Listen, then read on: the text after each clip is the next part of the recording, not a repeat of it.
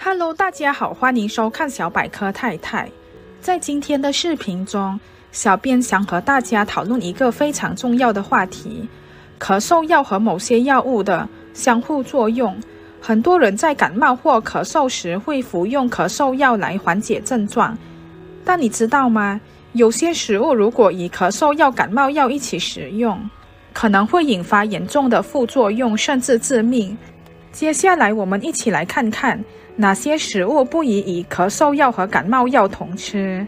一、葡萄柚。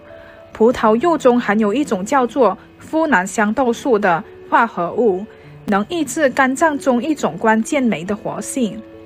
这个酶通常负责代谢许多药物，包括咳嗽药和感冒药。当这个酶的活性被抑制时，药物在体内的浓度会急剧升高，可能导致药物过量的症状，如心律失常、呼吸困难和严重低血压，这些情况都可能致命。二、咖啡因。很多咳嗽药和感冒药中含有咖啡因成分，而咖啡茶和一些能量饮料中也含有大量的咖啡因。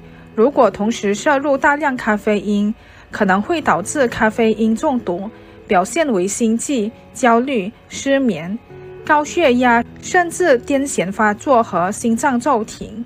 过量的咖啡因对心脏的刺激可能导致致命的心律失常。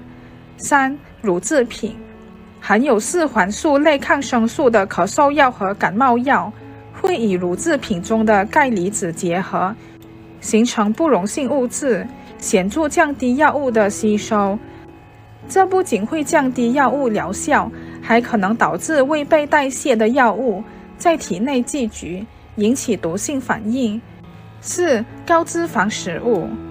高脂肪食物会延缓胃排空时间，影响药物的吸收速度。有些咳嗽药和感冒药需要快速起效，如果与高脂肪食物同吃，药物起效时间延迟，可能会导致症状得不到及时缓解，特别是在严重咳嗽或呼吸困难的情况下，可能会导致窒息或其他危及生命的情况。5. 含酒精饮料。酒精会增强许多咳嗽药和感冒药的镇静作用，可能导致过度镇静、头昏、呼吸抑制，甚至昏迷。此外，酒精会加重肝脏的负担，影响药物代谢，增加药物毒性。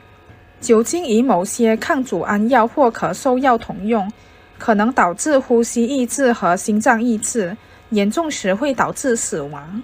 如果大家觉得我的视频对大家有帮助的话，记得按赞还有订阅我哦，也记得按下小铃铛，才能在第一时间收到我的最新视频。谢谢大家的支持，拜拜。